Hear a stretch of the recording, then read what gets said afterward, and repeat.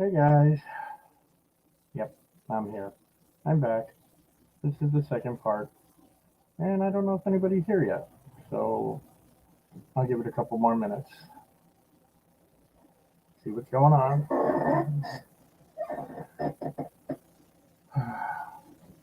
Sorry I was a little late. Traffic was a bit of a pain in the butt. But hey, weather gets nice, people forget how to drive. It rains, people forget how to drive. Whatever.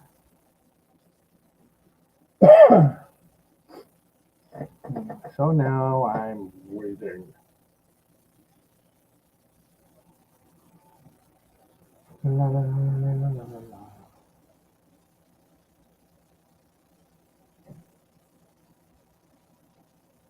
la. Okay, I've got 2 people in here so far. How's it going? You give it a couple minutes, see if anybody else shows up, and then I'll start on part 2. Should shed a little light on the subject here. And it's a little better.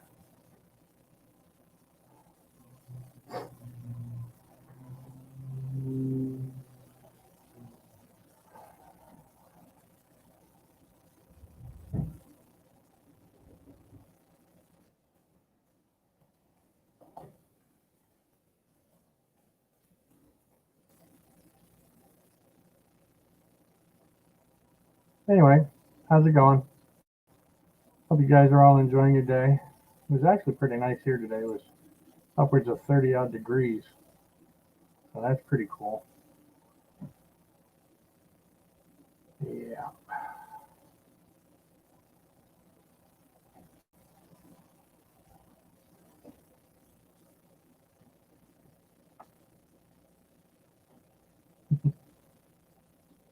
How's it going? No, I got it. I understood. All right. Well, last Saturday we went over the first part of this technician's class. Basically, what I'll do is read to you. I'm sharing my screen so you can see what I'm reading. And again, this is written by a ham radio operator who's got a crap ton of stuff on his website. He puts the technician out for free, so we can use it and I can get people more on board. At least, if they don't take the test, they'll know what they're doing. They get their radio and they'll know what's going on. All right.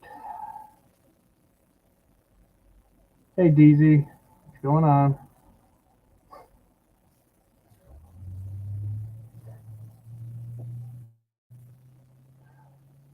Let me see if I can find anybody online on Facebook. Or not Facebook. Stupid. My brain is going like 5 million different places at once. And of course, I got to sign in, which is why I'm late. Because people don't know how to drive.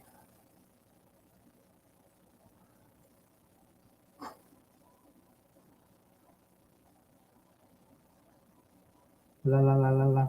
La la la la la.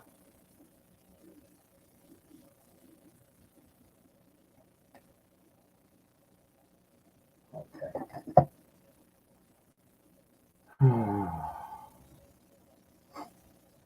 Hello, one Las, one Vegas.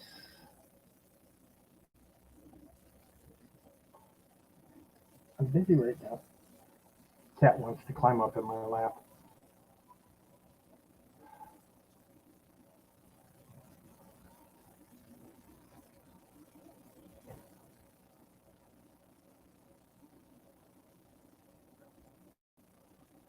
Anywho. All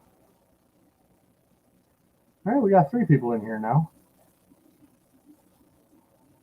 One more, we'll have a quorum.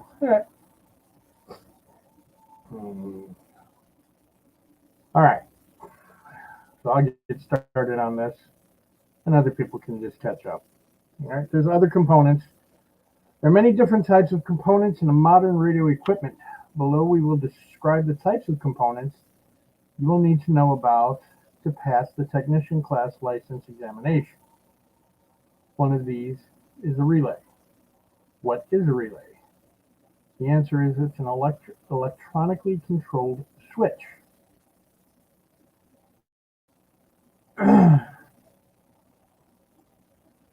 Okay. Meters are devices used to induct many different values.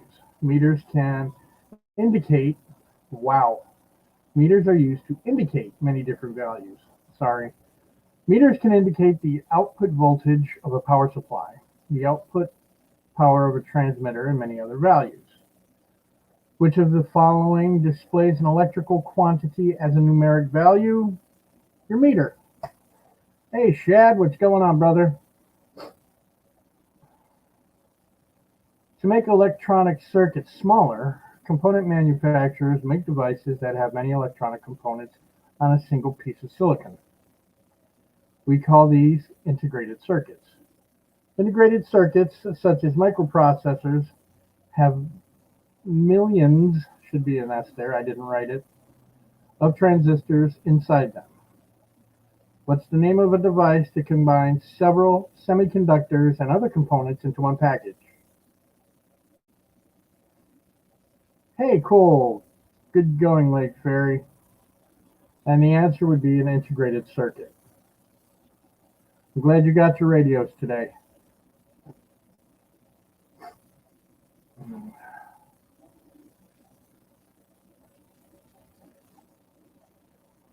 I'm pulling up my channel on YouTube, but I'm going to mute myself on YouTube so I don't get that annoying feedback back. That was me.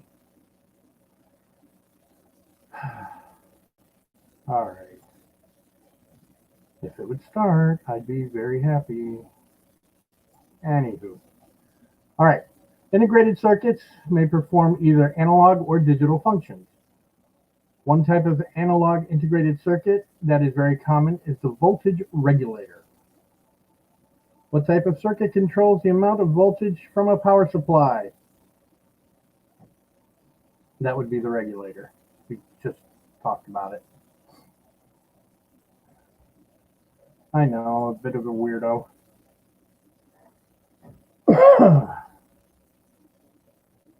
All right, YouTube's up and muted. Cool. All right. When connecting electronic assemblies together, we often use cables with one or more conductors. Some of these conductors have a shield around them that is connected to the ground. Which of the following is a common reason we shield wire? To prevent coupling of unwanted signals to or from the wire. That's really important, especially with radio. If you get like high frequency radios that put out more power than your handheld, they also put out a lot of unwanted signal. And a way to combat that is to get a ferrite bead.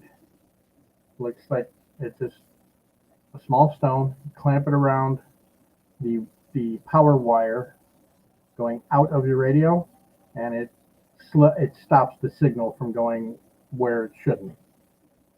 Hey Rage, how's it going? All right, moving on to radio wave characteristics. The frequency, wavelength, and the electromagnetic spectrum. Radio waves are what amateur radio is all about. Amateur radio operators generate them and send them off into space. And on the other side, we capture them and demodulate them. That's what these little suckers right here do. Okay, there. Radio waves are also called electromagnetic waves because they consist of both an electric wave and a magnetic wave. That's really kind of a no-brainer. Hi, Christ is the answer. How are you? Hey, Jim, how's it going? The two waves are at right angles from one another. And as the wave travels through space, energy gets swapped between the electric and magnetic waves. This is what propels them through space. Question: what type of wave carries radio signals between transmitting and receiving? It would be electromagnetic. A radio wave is made up of what type of energy? Electromagnetic. What are the two components of a radio wave? That would be your electric and your magnetic. They're fields. One important characteristic of a radio wave is its frequency, or the number of cycles per second. As mentioned earlier, the unit frequency is the hertz. We abbreviate hertz as capital H, little z. 1 hertz is 1 cycle per second. Another important characteristic of a radio wave is the speed at which it travels through space. All electromagnetic waves, no matter the frequency, travel at the speed of light, or 300 million meters per second. That's freaking fast. Okay, question: how far or how fast does a radio wave travel through space? At the speed of light. What's the approximate velocity of a radio wave as it travels through free space? 3 million meters per second. What is the name for the distance a radio wave travels during one complete cycle? That's your wavelength. Because radio waves travel at the speed of light, or 300 million meters per second, the wavelength is 300 million divided by the frequency. To make it easier to calculate, you can divide both the speed of light and the frequency by 1 million. That makes the equation wavelength m equals 300 divided by f, megahertz. The converse of this equation is f megahertz equals 300 divided by wavelength in meters. As you can see from the equations, the lower the frequency, the longer the wavelength, and vice versa. The higher frequency, the shorter the wavelength, which makes perfect sense because if you think about the 2-meter wavelength, it is literally 2 meters long. Okay? But the 70 centimeter wavelength is literally 70 centimeters. It's odd. What is the formula for converting frequency to approximate the wavelength in meters? Wavelength in meters equals 300 divided by the frequency in megahertz. How does the wavelength of a radio wave relate to its frequency? The wavelength gets shorter as the frequency increases. I hope this is making sense and I'm not just babbling on for no reason. In amateur radio, we sometimes use frequency and sometimes use wavelength when talking about a radio signal. We use wavelength, for example, when we refer to the amateur radio bands. What property of radio waves is often used to identify the different frequency bands? That's the approximate wavelength. The 2-meter radio band, for example, spans 144 megahertz to 148 megahertz. A radio wave with a frequency of 148 megahertz would have a wavelength of 2.03 meters. Thank you, Rage. Yeah, 186,410, I believe, is approximate. So, yeah, that's fast. For convenience, we split the entire range of radio frequencies into subranges, including high frequency, or HF, very high frequency, that's VHF, and ultra high frequency, which is UHF. UHF and VHF are what you get when you're using a Bofang or any other handy-talkie, or even your mobile units. HF frequencies, there are mobile units for those. but they're generally used as base stations.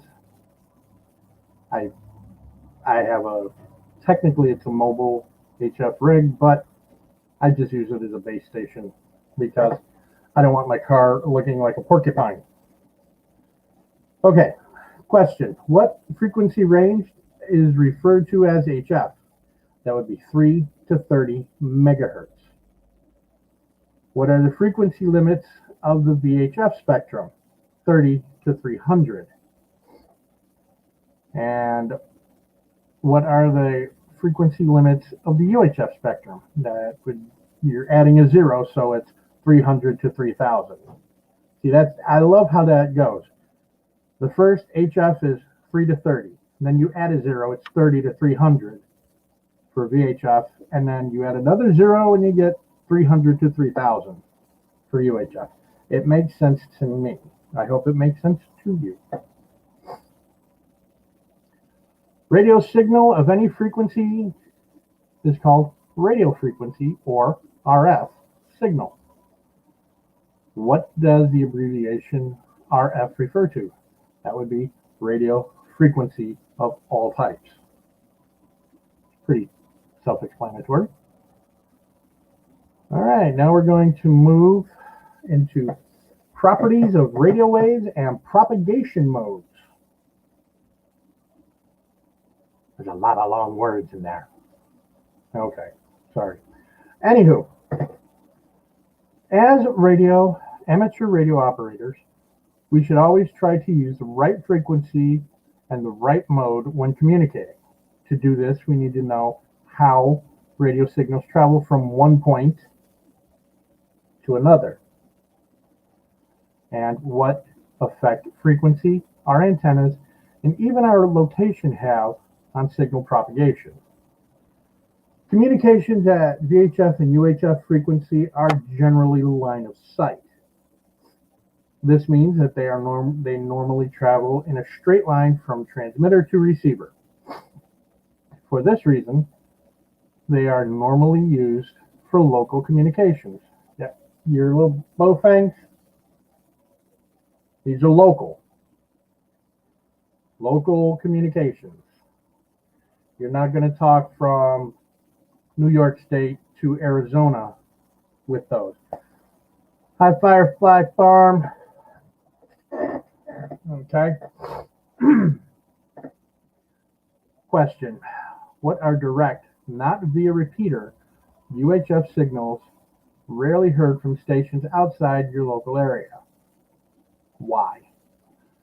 Because UHF signals are usually not reflected by the ionosphere, and that is directly on the test. I remember that particular question. We'll talk more about the ionosphere below. Because VHF and UHF signal are line of sight, at some distance the signals will be blocked by the curvature of the Earth. Yes, the Earth is round, people. I promise it is. The maximum distance for line of sight communications is called the radial horizon. The radial horizon extends somewhat further than the visual horizon. Why do UHF and VHF signals usually travel somewhat farther than the visual line of sight distance between two stations? The Earth seems less curved to radio waves than to light. One problem often encountered when using VHF and UHF frequencies is multipath distortion. Multipath distortion occurs when your signals arrive at a receiving station via two or more paths, which is an interesting experience. Yes, correct, Chad.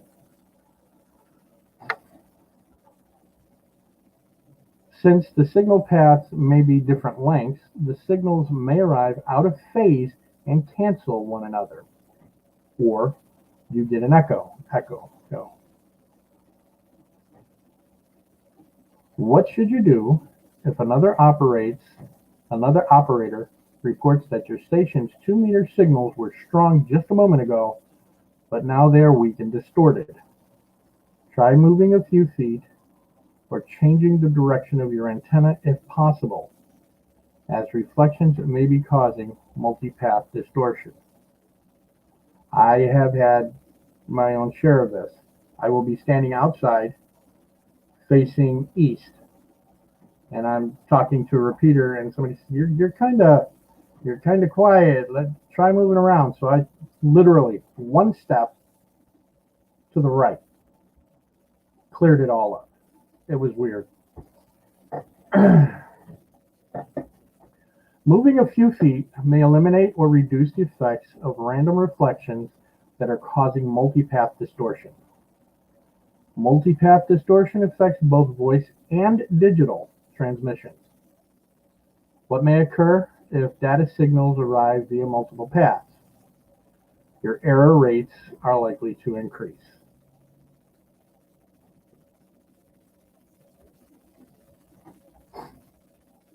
Knowing how VHF and UHF signals propagate can help you communicate even in adverse conditions.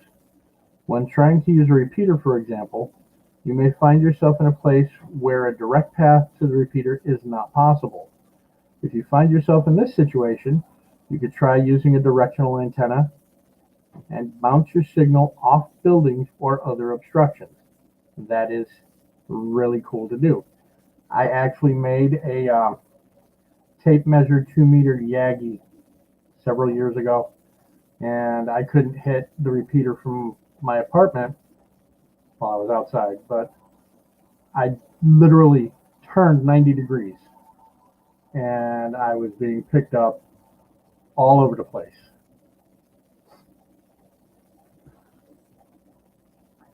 Yep, it's pretty cool. When using a directional antenna, how might your station be able to access a distant repeater if buildings or obstructions are blocking direct line of sight path? Try to find a path that reflects your signal to the repeater. Alexa, turn on the lights. Okay. Okay. Another phenomenon you might use when direct path repeater to a repeater is impossible is knife edge diffraction. You might be able to use this phenomenon to get your signal around a building in urban settings. Yeah, pretty much like playing pool.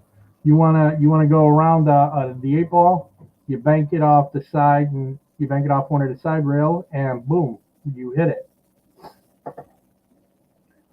Which of the following effects might cause radio signals to be heard despite obstructions between transmitting and receiving stations? Your knife edge diffraction. Mobile operation has its own unique challenges as your transmitter location is constantly changing. This means the signal at the receiving station constantly changes as well. What term commonly used to describe the rapid fluttering sound sometimes heard from mobile stations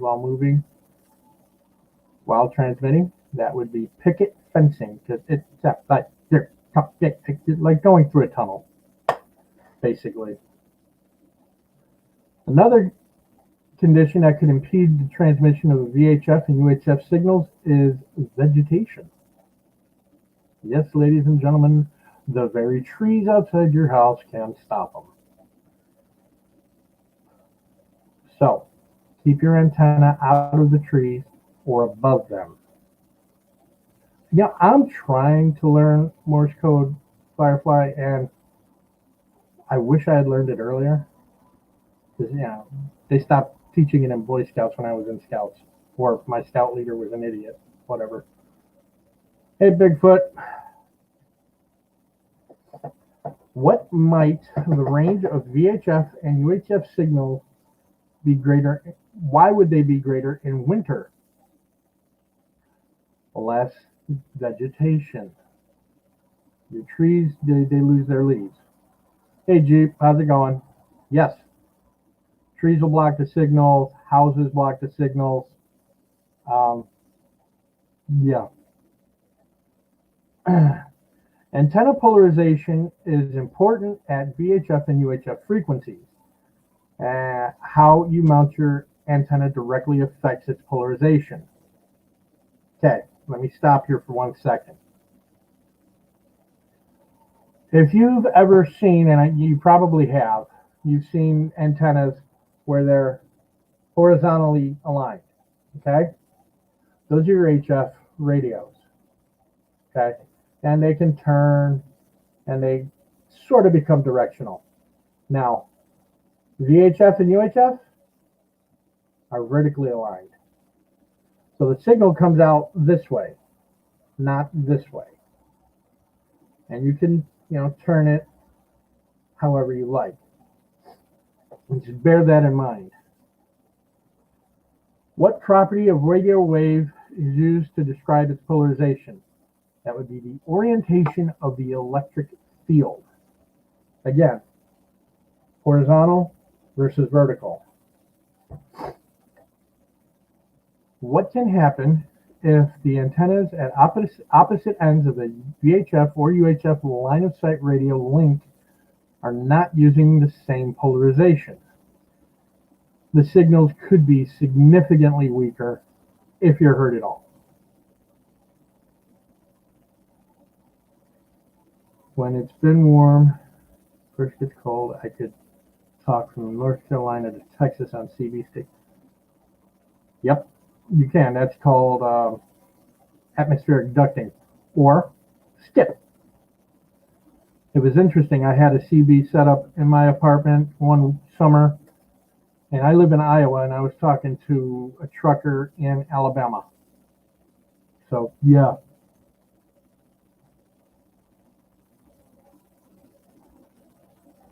Yeah. See, I've never had FRS or GMRS radios. So I really don't know how far they go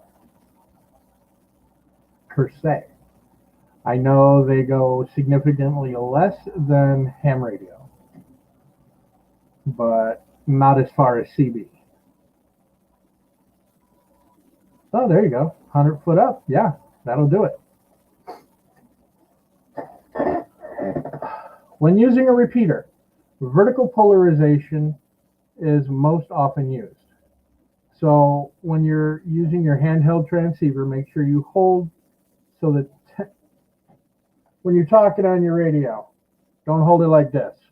Hold it straight up, because especially if you're talking to a repeater, the antenna on the repeater is vertically polarized as well. Make sense? I hope so.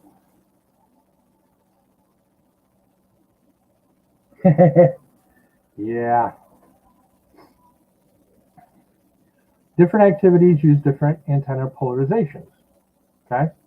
What antenna polarization is normally used for long distance weak signal CW and SSB contacts using the VHF and UHF bands? Horizontal. The reason for this is that weak signal operators are often using what's called beam antennas. And it's much easier to mount and operate beam antennas horizontally than it is to mount them vertically. Yep, antenna points up. Even though VHF communications are most often line of sight, there are times when it's possible to communicate over longer distances. Sometimes VHF signals will bounce off the E layer of the ionosphere. This phenomenon is called sporadic E because it happens only sporadically. Which of the following propagation types is most commonly associated with occasional strong over-the-horizon signals on 10, 6, and 2 meter bands? Sporadic E.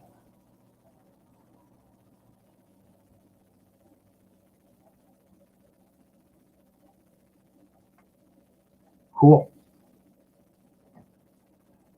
Other interesting propagation phenomena at VHF frequencies include auroral reflection, and I had to really sound that out.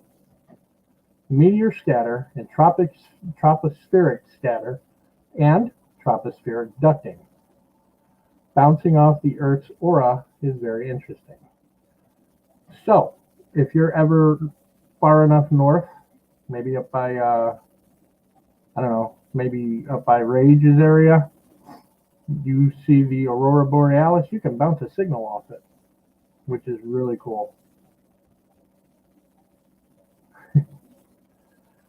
All right. What characteristic of VHF signals received via auroral reflection? The signals exhibit rapid fluctuations of strength and often sound distorted.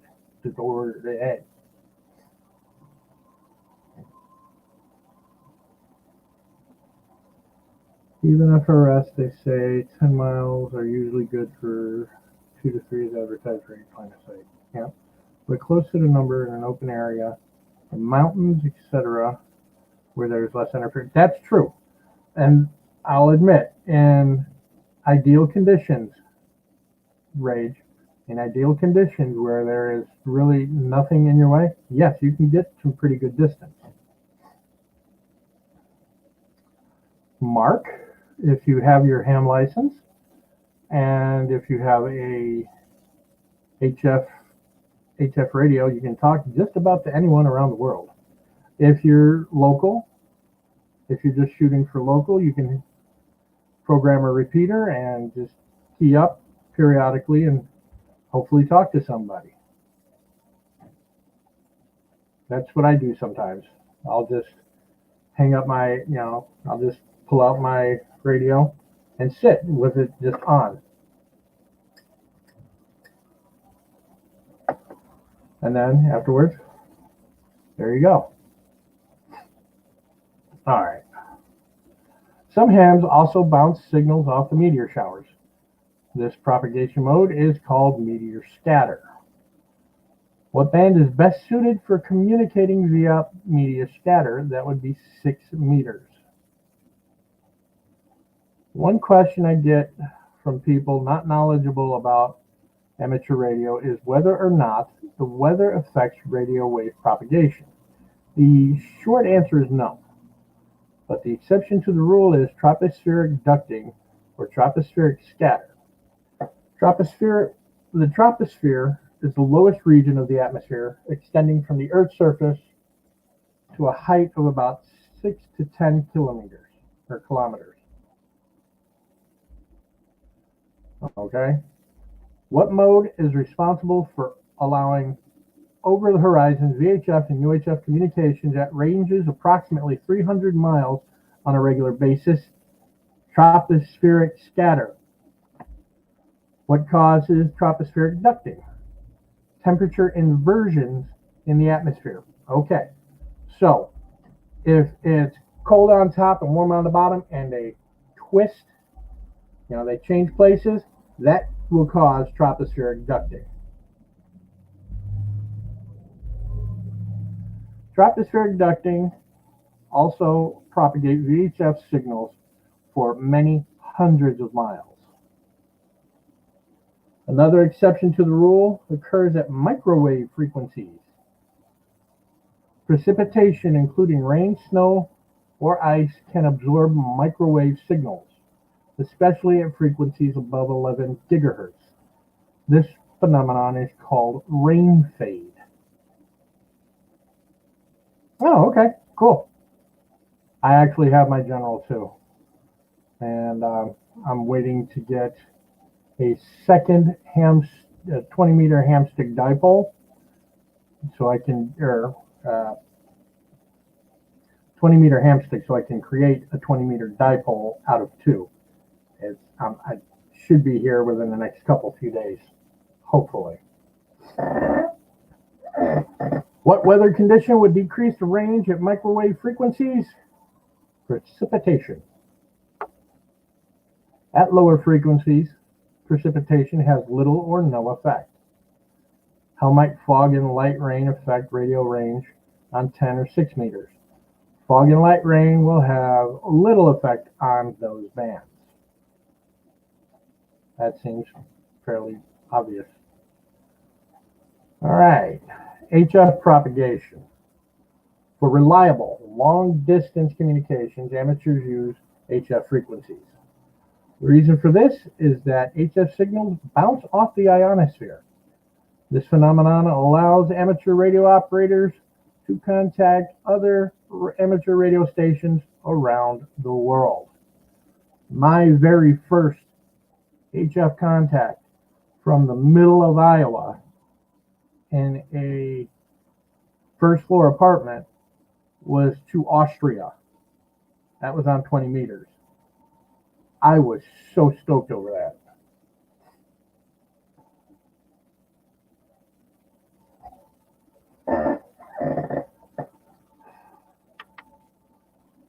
The ionosphere is created by solar radiation, which creates a high concentration of ions and free electrons that reflect radio waves. It extends from about 50 to 600 miles above the Earth's surface. There are three ionospheric layers, D, E, and F layer. The D layer is closest to the Earth, and the F layer is being the layer furthest from the surface of the Earth.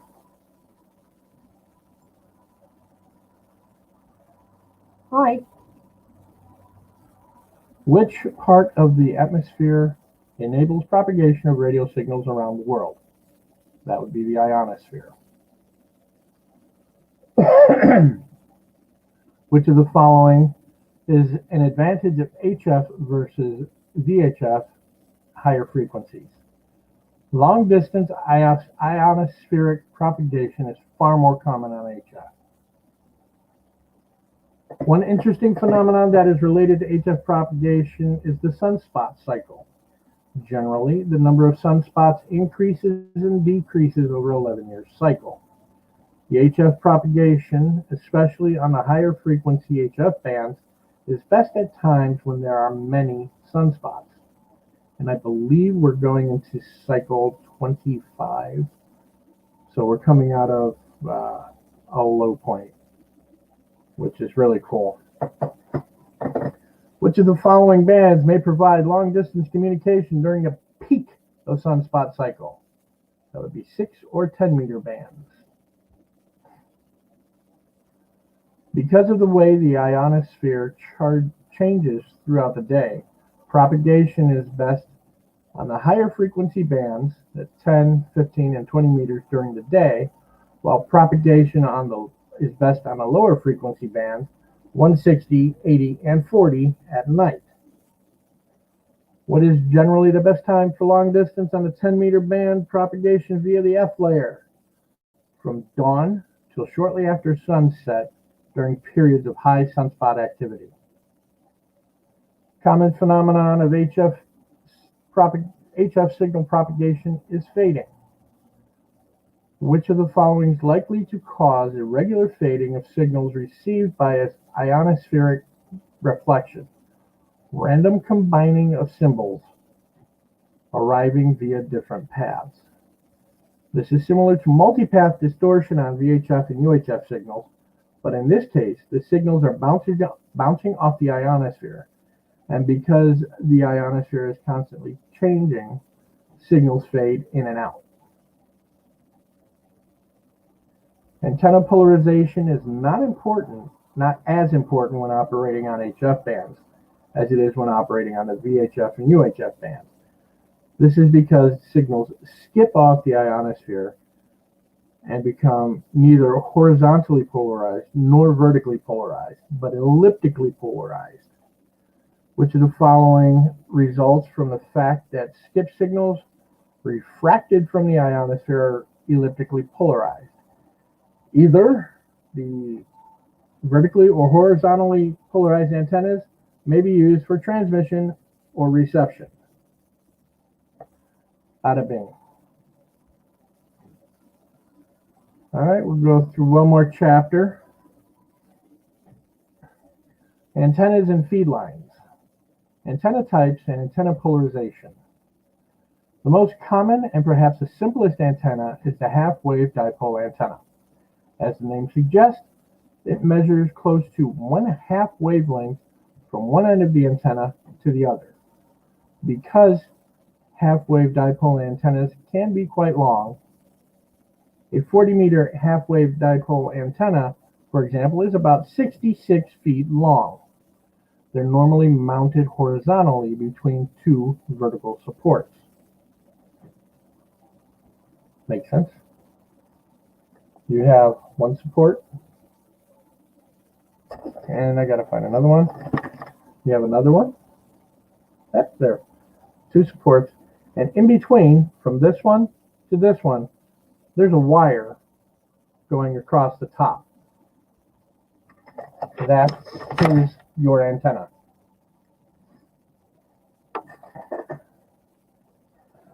Which of the following describes a simple dipole oriented parallel to the Earth's surface? That would be a horizontally polarized antenna. Putting up a dipole antenna, you should consider the orientation of the antenna because it radiates better in some directions than other. Hey, North Shore, how are you? In which direction does a half-wave dipole antenna radiate the strongest signal? Broadside of the antenna. Okay. Now, take this off. Talking to myself. Yes. Okay. Here's your antenna. All right. This is vertical, but a dipole you would do horizontally. And it radiates from the side of the antenna, not the top or the bottom, but it radiates outward from the side. I hope that makes sense. Took me a while to figure it out. But once I did, I started picking up signals all over the place. It's pretty cool. So for example, if you live in Kansas, you might want to orient your antenna so that the wire runs north to south. The antenna will then radiate best east to west, meaning you'll be able to cover most of the United States. The length of a dipole antenna is actually about 5% shorter than the value that you would calculate using the formula wavelength m equals 300 divided by frequency. Okay? The reason for this is that there may be some stray capacience between the wire and the ground and other objects near the antenna. Let's take a look at an example. What is the approximate length in inches of a half-wave 6-meter dipole antenna? That is 112 inches. Yes, yeah, I'm actually doing pretty good. It's really nice here today. It's 39. So here's how to make the calculation. 1/2 wavelength is 3 meters. 3 meters times 39.4 inches per meter equals about 118.2 inches.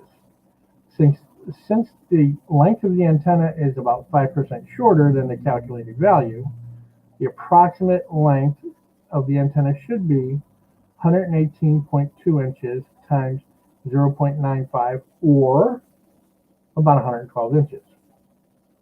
Once you know all of that, you can throw up an antenna. You can build your own. Not that hard. Once you've built a dipole antenna, chances are it won't be resonant on the frequency you want. To tune the antenna, you need to determine its resonant frequency and then make it longer or shorter. Actually, you want to start out as long as you can and then take pieces off. You cannot put pieces back on the antenna. It's just weird like that. How would you change a dipole antenna to make it resonant on a higher frequency? Shorten it. Conversely, to make it resonant on a lower frequency, you lengthen the antenna. The final length will depend on the height at which you mount your antenna and any trees or buildings that are nearby. Perhaps the second most popular type of amateur radio antenna is the quarter wave vertical. The radiator of a vertical antenna is mounted perpendicular to the earth. This makes it vertically polarized because the electric field will have the same orientation as the antenna's radiator.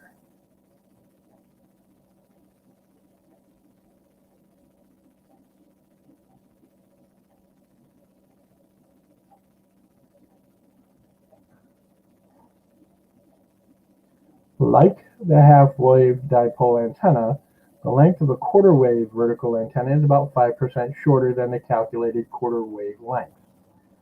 What's the approximate length in inches of a quarter wavelength vertical antenna for 146 megahertz? 19 inches, approximately. The wavelength of 146 megahertz radio wave is approximately 2 meters. 1/4 of a wavelength, therefore, is 0.5 meters. 0.5 meters times 39.4 inches per meter equals 19.7 inches. 19.7 inches times 0.95 equals 19 inches.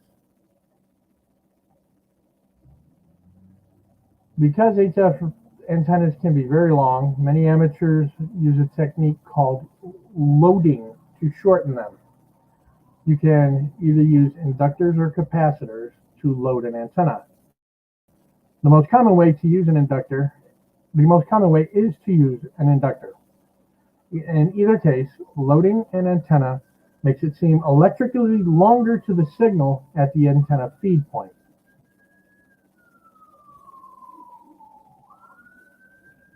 Oh yeah. Question.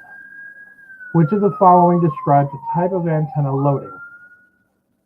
Inserting an inductor into the radiating portion of the antenna to make it electrically longer. While this technique does allow you to shorten the antenna, the shortened antenna will not be as efficient as a full-sized antenna. Many amateurs use directional or beam antennas, and there are many different types of beam antennas, including the Yagi, the quad, and the dish. They focus the power that is applied to them in a particular direction, and are therefore said to have gain in that direction. What that means is they will output more power in a particular direction than, say, a dipole or a vertical. Okay, think about a bowl. You have a point where the antenna goes in, it reflects out. You're going to have more power going out. It's really cool. What is a beam antenna? An antenna that concentrates signals in one direction. What type of antennas are quad, Yagi, and dish? Again, directional antennas. What is the gain of an antenna? The increase in signal strength in a specified direction compared to a reference antenna. These little guys are omnidirectional. That means they come out the top and the signal goes out this way. Yeah. Okay. Beams are basically they're like freedom seed throwers. And the signal would be the freedom seed going in one direction only. Most handheld VHF and UHF transceivers come with what's called a rubber duck antenna. Rubber duck antennas use inductive loading to make them shorter than a full-sized antenna. Loading them like this makes them less efficient to a full-size quarter wave length vertical antenna. What is the disadvantage of a rubber duck antenna supplied with most handheld radio transceivers compared to a full-size quarter wave antenna? It does not transmit or receive efficiently. The ones that come with your radio. Okay? It's electrically short. The aftermarkets that you can get are incredibly longer. You get better reception with the aftermarkets, trust me. And Lady and Lake Ferry and Bigfoot, you guys should look into some aftermarket antennas for your radios. Just saying. And you can find them on Amazon for next to nothing, really. What is a disadvantage of using a handheld VHF transceiver with its integral antenna inside a vehicle? Signals might not propagate well due to the shielding effect of the vehicle. It's basically, you're basically in a Faraday cage. Yeah. Think about it. If the antenna is inside a vehicle, the metal frame will prevent some of your signal from getting outside of the vehicle and block some of the signal from a repeater or other station from reaching the antenna. A better option is to use an externally mounted antenna. Popular choice is the mobile antennas is a 5/8 wavelength vertical with a magnet mount or an NMO. What is the advantage of using a properly mounted 5/8 wavelength antenna for VHF or UHF mobile service? It has a lower radiation angle and more gain than a quarter wavelength antenna. All right, we're gonna stop there. We've been doing this for about an hour, and I actually am a little pooped. It's been a long day. So what I'm gonna do, I'm going to hop that down there, paste it, and if anybody wants to come up, just holler.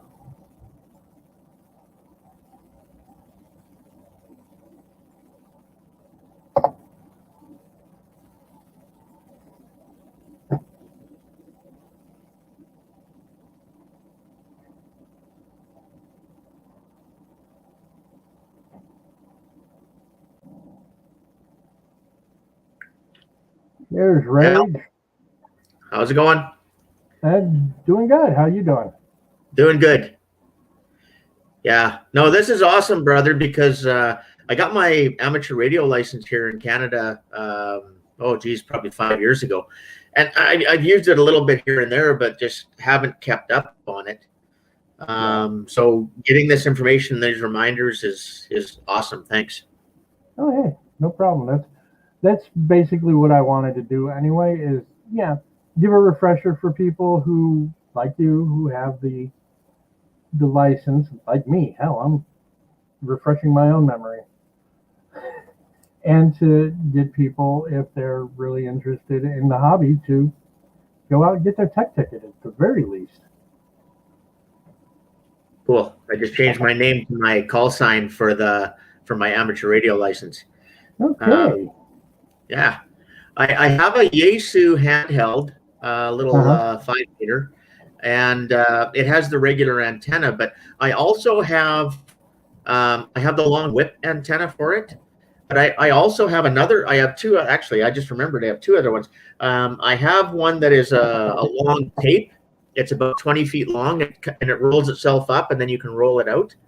Nice. And that you unplug the little antenna, and you plug that one in. And then I have another one that is in a retractable. I'm not at home right now, so I can't show folks what I've got. But I have another antenna that's in a small little retractable thing, like a small measuring tape. Tape measure. And you can roll that out and hook it to something so it stays. And I've talked to people in a lot of different places because I was able to get to the repeater towers from where I lived, and then once you have the repeaters numbers, it was. Oh yeah. So, it worked good. And I have used them out in the camping in the wild, like with friends, and been able to extend the range. But line of sight, right? Yeah. Yep, it is line of sight. I actually have a roll-up J-pole for a 2 meter kit that I have to put together, and I'll probably film myself doing it. And I'll probably end up burning myself with my soldering iron because I want to do that from time to time. Yeah. But that's one of the things I'm going to do. And then I'm actually working. I've got 4 freaking Bowfangs. I don't know why. Okay. They're like addictive. So I'm going to take one of them and set up an APRS Go kit out of an ammo can. Oh, okay. Yeah, I have. Well, that's what I use. Yeah. Yeah, that's what I have. I have an ammo can, and I've lined it, and I've turned it into a Faraday cage, basically. And I keep all my radio equipment in that. And then when I go to wherever I'm going, I just grab it and go. And that has my FRS, that has my handheld CB, that has my Yaesu, the antennas, the extra batteries, the chargers. Yeah, it's perfect. And I've got in the kit already, I've got a 12 volt, 9 amp hour lead acid battery. It's a gel battery, so I can lay it down. It's not going to leak. And then I'm probably going to put a faceplate over the top of the opening of the box and put a cigarette lighter and a USB adapter so I can charge things if we're out in the field. Right. That's awesome. Yeah, I like that idea. Yeah. It's just time. I've been toying with the idea of getting a base station. Again, for me, I've always looked at this from a prepper's point of view, being able to bug out, and that's why I went with all the handheld. I have a vehicle CB radio and all those things, but I did get the handheld CB radio. I also have the car antenna for it, so that's on a magnet, and it goes out my sliding rear window on my pickup, and I've got, so that way I have the antenna on the roof, and when I do that, I plug my CB into it, my handheld, and I get the same reception I do with my 27 channel Motorola. Oh yeah. North Shore. That's what we're talking about, the canned ham. I'm basically making my own. Yeah, it's doable. I like the idea.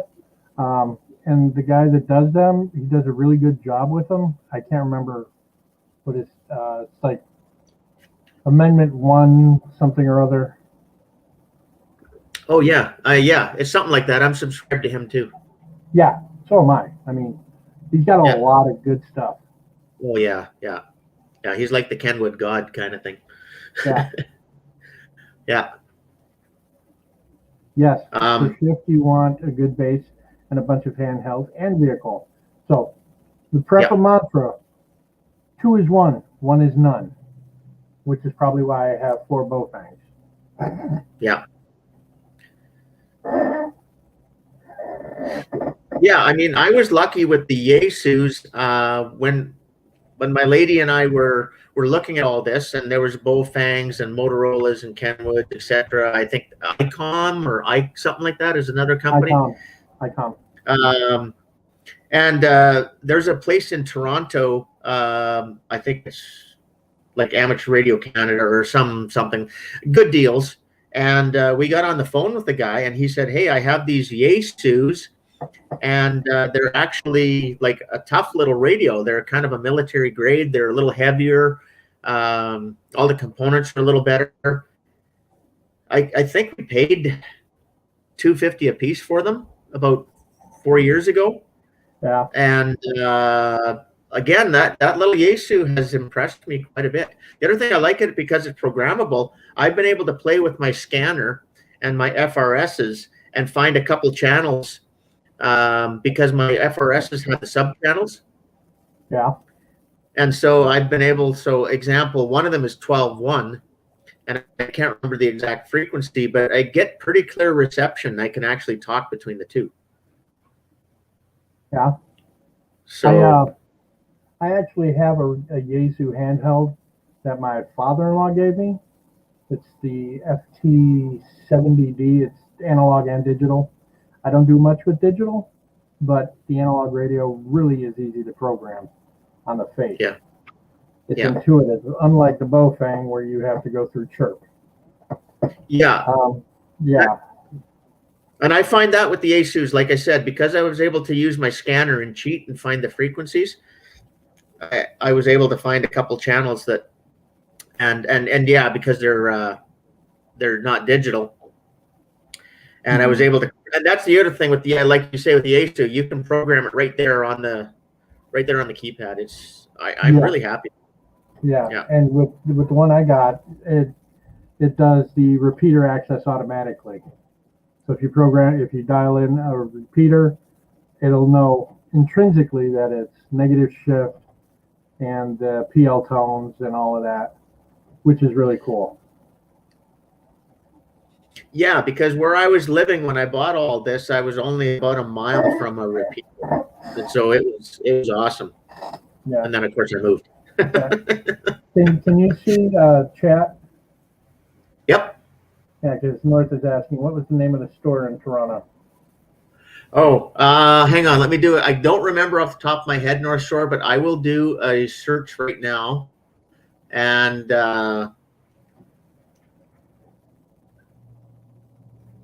Oh, do you guys have HROs up there? what's that, sorry? Do you have ham radio outlets up there? Oh yeah, yeah, Yeah. yeah. There is. Yeah, there's this place in Toronto I'm going to try and find because I know North Shore's in Ontario. Okay. Ontario, as I call it. There's a couple places in Vancouver. There's a place in Edmonton. And yeah, again, if you shop around, you can find it. Oh yeah.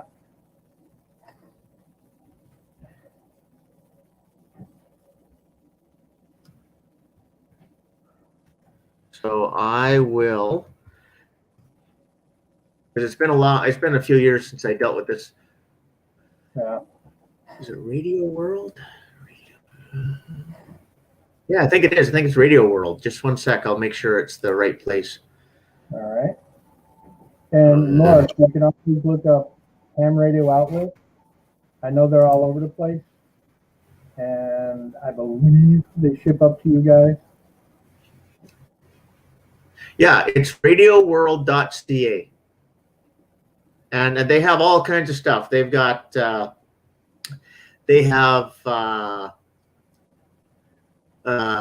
it's one of your general online stores. I mean, they have everything from trail cameras to base stations. They have Garmin's.